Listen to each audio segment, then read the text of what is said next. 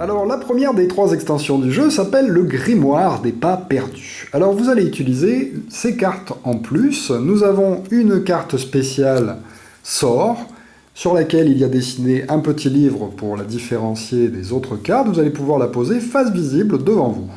Ensuite, vous allez utiliser le paquet de cartes grimoire qui se présente ainsi. Elle représente les mêmes portes que celles qu'il y a dans le jeu de base, avec par contre le petit symbole de grimoire.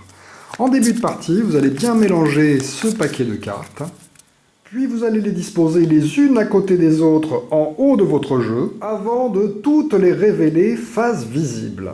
Alors à quoi vont servir ces cartes? Eh bien malheureusement, dans cette extension du grimoire des pas perdus, vous allez devoir trouver les portes comme d'habitude, mais cette fois-ci dans un ordre prédéfini, indiqué par ces cartes.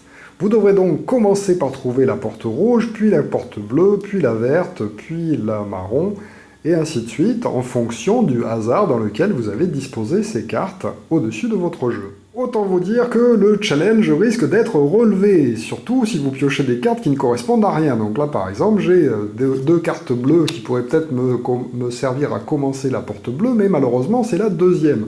Et je devrais faire normalement la porte rouge en premier, ce qui va m'obliger à défausser des cartes. Alors imaginons que je décide de défausser celle-ci pour commencer à piocher des cartes. Ah chouette, une carte rouge, je peux commencer à jouer du rouge. Ah super, hop, je peux continuer. Aïe, c'est du bleu cette fois-ci, je suis mal barré, mais heureusement pour aller chercher ma troisième carte, je peux peut-être utiliser ma clé bleue. Mais le problème, c'est que si je l'utilise, je n'aurai plus les trois cartes bleues qui me serviraient à avoir le deuxième, donc peut-être qu'il faudrait mieux que je défausse du vert. Enfin voilà, donc vous l'aurez compris, ça risque d'être un petit peu plus compliqué. Mais heureusement, vous avez cette carte qui vous précise différents sorts que vous aurez le droit de lancer au fur et à mesure de la partie. En effet, pour pouvoir utiliser ces trois sorts différents, vous pourrez utiliser les cartes qui se trouvent dans votre défausse. Vous allez alors mettre de côté les cartes de votre défausse afin de faire un de ces trois sorts. Le premier vous demande 5 cartes de la défausse pour être utilisées, le deuxième 7 cartes et le troisième 10 cartes. Alors attention, vous n'êtes pas obligé d'attendre un moment particulier pour jouer ces sorts en défaussant ces cartes, vous pouvez le faire à tout moment, et en général au moment qui vous intéresse. Le premier coûte donc 5 cartes de votre défausse, vous pourrez donc prendre par exemple les 5 premières, 1, 2, 3, 4, 5, celle-ci elle reste ici, et donc on peut les séparer, vous aurez quand même le droit de les consulter à tout moment, donc on les sépare pour montrer qu'elles ont été utilisées, votre nouvelle pile de défausse va commencer à partir de cette carte-là, et elle vous permet de réaliser une prophétie paradoxale. Alors qu'est-ce que c'est qu'une prophétie paradoxale? Eh bien, au lieu de piocher les 5 premières cartes, vous allez piocher les 5 dernières cartes du paquet. Vous allez pouvoir les regarder et choisir la carte que vous désirez mettre au-dessus de votre paquet. Donc là, par exemple, je cherche absolument une troisième carte rouge, cette carte clé est bienvenue, je peux la mettre sur le dessus du paquet, et les autres cartes sont remises sous le paquet. Et je peux ainsi poursuivre la partie. Deuxième sort possible qui coûte 7 cartes, donc on utilise les 7 cartes, pareil, qu'on place dans une défausse particulière, eh bien ça va vous permettre tout simplement d'échanger de place des cartes de grimoire qui ont été placées ici.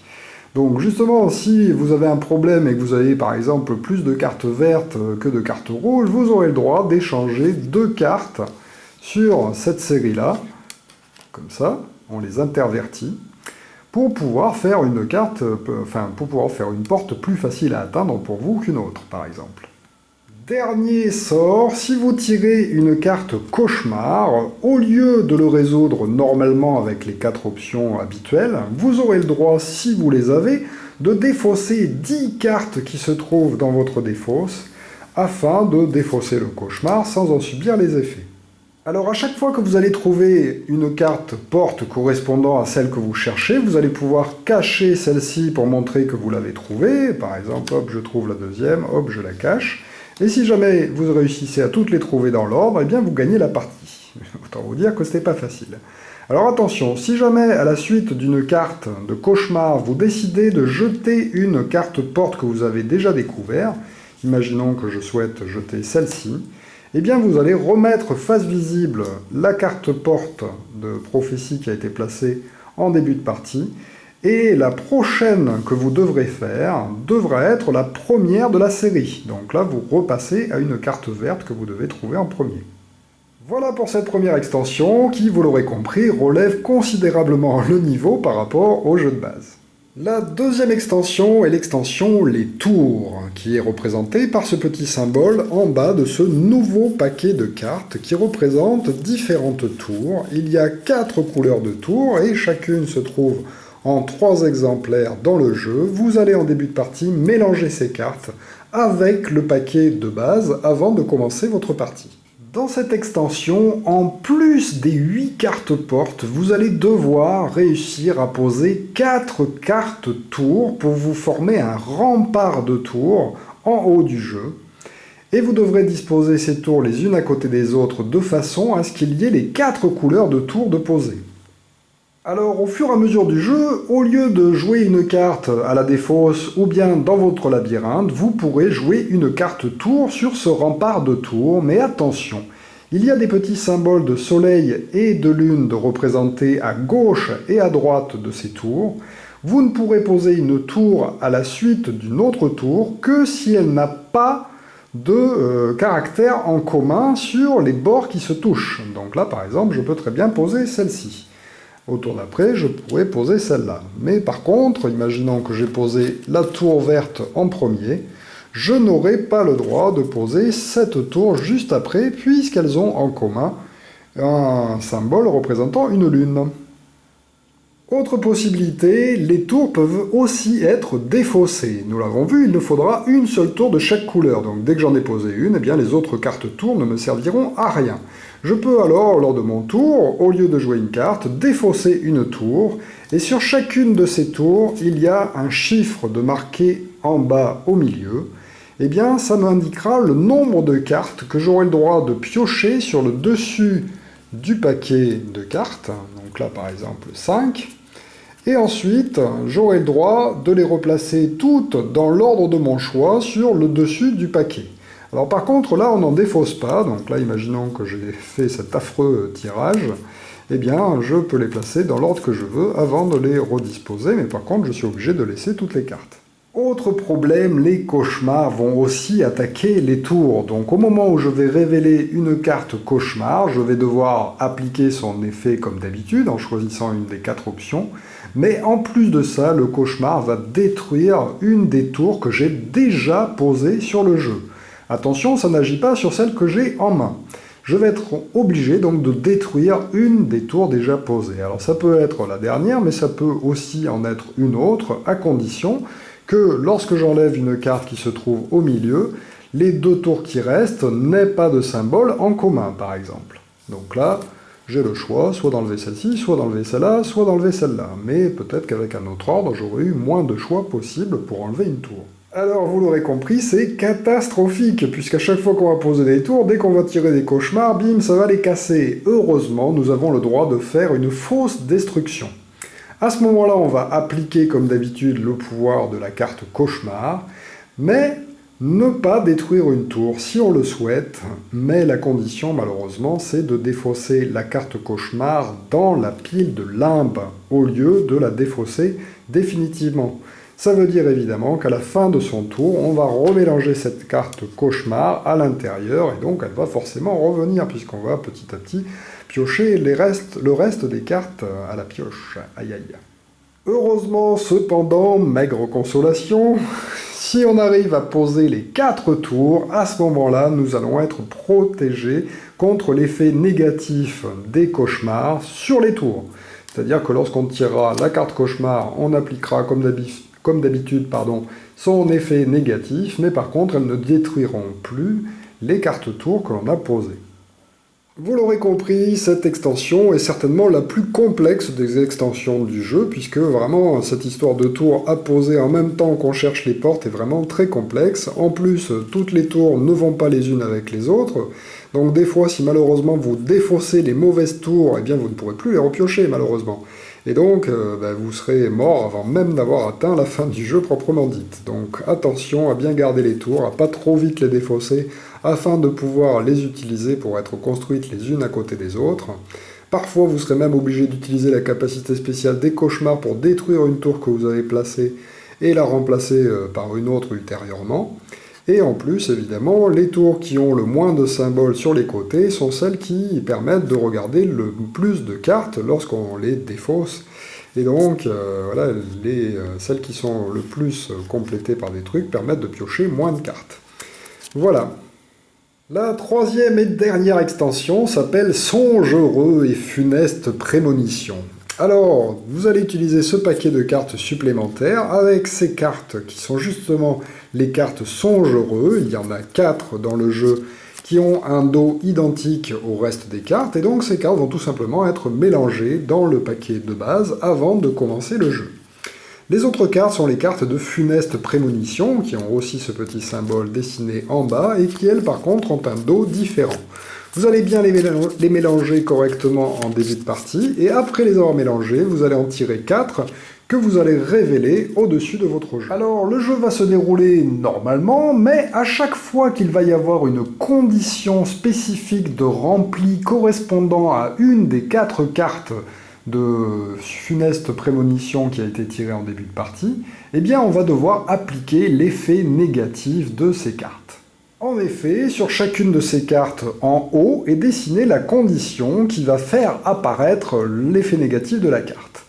Eh bien, c'est en nombre de portes que vous aurez réussi à poser face visible sur la table. Donc là, par exemple, cette carte-là, à partir du moment où vous poserez votre deuxième carte bleue sur la table, eh bien, enfin porte bleue, pardon, sur la table, eh bien, elle va se déclencher, on devra faire immédiatement son effet négatif avant de la retourner face cachée. Elles ne seront réalisées qu'une fois.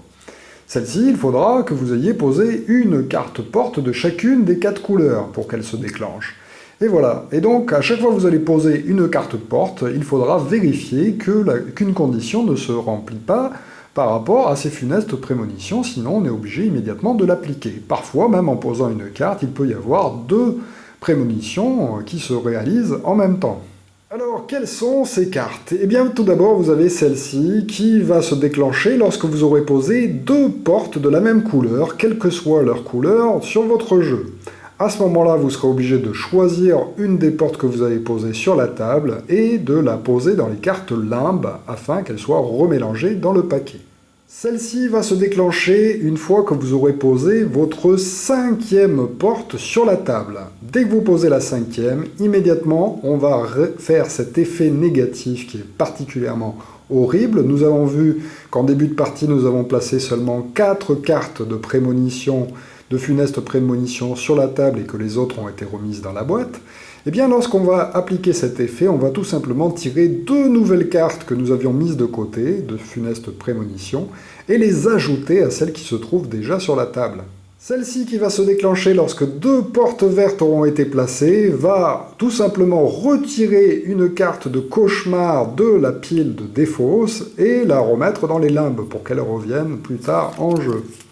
Ensuite, nous avons cette carte-là, qui, lorsque 3 portes sont placées, vous oblige à vous défausser de toutes les cartes que vous avez en main dans la pile de défausse, et en plus à tirer une nouvelle carte de funeste prémonition de la boîte pour l'ajouter aux 4 déjà présentes. Celle-ci se déclenche lorsque 2 portes rouges sont posées. À ce moment-là, vous allez prendre le paquet et carrément enlever toutes les cartes rouges de ce paquet pour les défausser. Celle-ci qui se déclenche lorsqu'une porte de chaque couleur a été posée dans votre paquet de portes va tout simplement retirer du paquet toutes les cartes songes. On prend donc le paquet de pioche, on enlève toutes les cartes songes que l'on défausse. Celle-ci, lorsque 2 portes bleues sont apparentes, eh bien on va fouiller la pioche pour enlever 2 cartes clés de son choix que l'on va défausser sans appliquer. Et voilà, évidemment, pour les cartes qui vous demandent de piocher de nouvelles cartes de prémonition, si jamais au moment où vous placez ces nouvelles cartes sur la table, leur condition est déjà remplie, eh bien elles se déclenchent immédiatement. Alors, heureusement, il y a quand même quelques songes heureux. Alors au moment où on va tirer ces cartes, eh bien on va les résoudre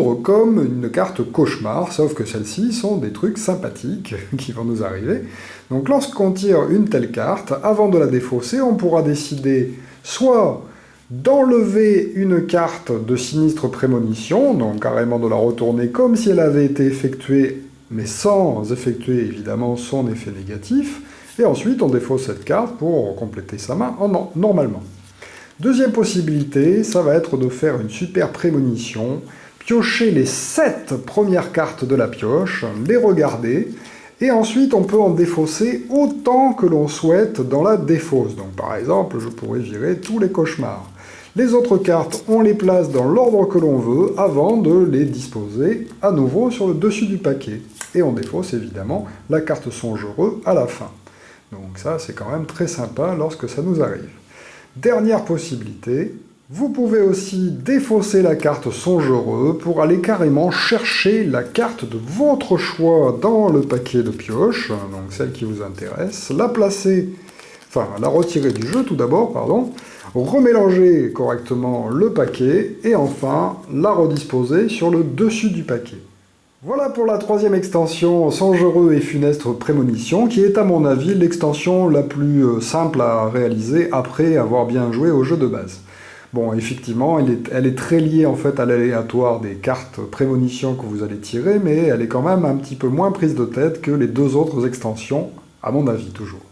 Alors, toutes ces extensions sont combinables les unes avec les autres. Vous pouvez utiliser qu'une seule de ces extensions avec le jeu de base, mais vous pouvez en cumuler plusieurs, et pourquoi pas mettre les trois à la fois, mais à ce moment-là, ça va devenir vraiment très difficile. Dernière chose, vous avez aussi, dans chacune de ces extensions, la possibilité d'augmenter la difficulté.